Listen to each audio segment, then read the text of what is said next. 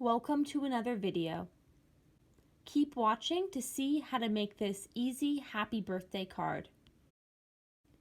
Shown here are the supplies that you need to make this card.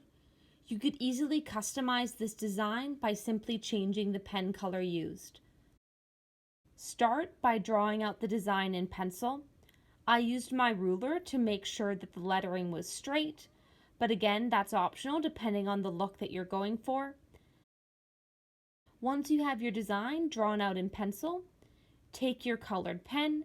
Here I'm using a Faber-Castell pen in a purple color. The exact color and pen that I'm using will be linked down below, and outline the main happy birthday in the center of the card.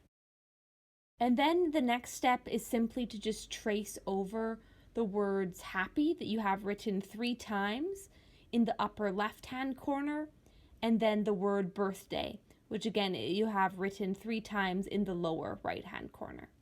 Once you have that completed, all you need to do is go back in and color in the words happy birthday in the center of the card. And if you want, like I did, I decided to go over everything for a second time just to make the color nice and saturated. As a final step, I took an eraser and I just removed some of the remaining pencil lines.